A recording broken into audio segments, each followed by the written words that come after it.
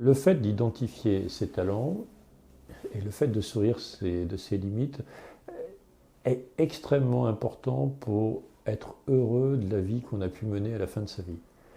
J'ai rencontré trop de gens dans ma vie professionnelle, dans ma vie amicale, dans ma vie familiale, qui râlaient d'être au mauvais endroit. Voilà. Et qui disaient, ouais, mais moi je suis triste de faire telle chose, j'ai pas d'énergie, c'est dramatique.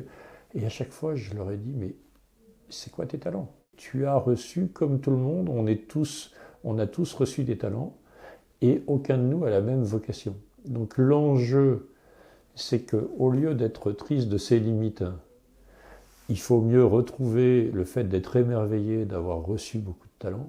Et chacun a reçu des talents. Certains vont être intellectuels, d'autres pratiques. Il y a plein de formes de talents et ils ne s'opposent pas les uns aux autres. Donc, c'est qu'on a un devoir d'aller révéler à chacun ses talents.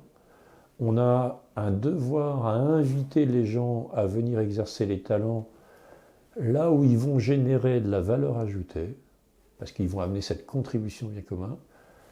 Si c'est dans leur talent, ils vont le faire de manière fluide et naturelle, et ils vont générer un pic d'engagement chez les autres. C'est-à-dire que quand on est au bon endroit, on crée de la valeur et on rayonne. Je vois trop de gens se fatiguer, souvent par des questions éducatives, où on a été quand même tous beaucoup trop éduqués à la perfection, et on est dans un mythe de la perfection qu'on n'atteint jamais, parce que dès qu'on avance, la perfection avance encore plus vite.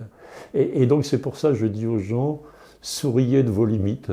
Le jour où vous avez cette humilité, cette capacité à sourire de vos limites en disant, dans ce domaine-là, il faut quand même avouer que je ne suis pas champion du monde, et bien la vie va beaucoup mieux parce que ça nous donne l'humour, ça nous donne cette légèreté, et ça nous permet aussi de toucher notre vulnérabilité.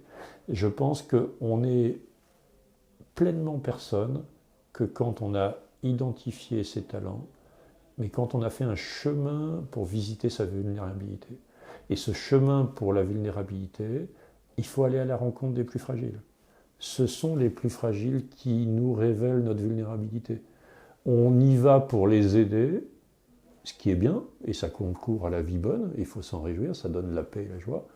Mais on revient avec quelque chose de beaucoup plus énorme que ça, c'est que le plus fragile nous révèle notre fragilité. Les gens fragiles sont assez cash, ils viennent vous dire ce qui ne va pas chez vous.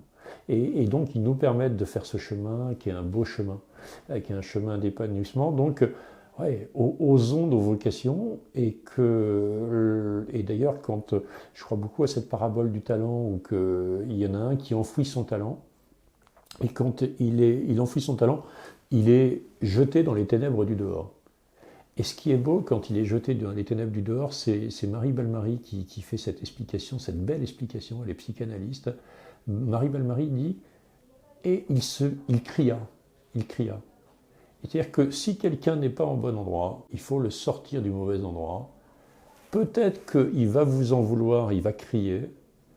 Et Marie Balmary dit cette chose exceptionnelle, elle dit, le cri, c'est le début de la vie, c'est la naissance. C'est le cri du bébé.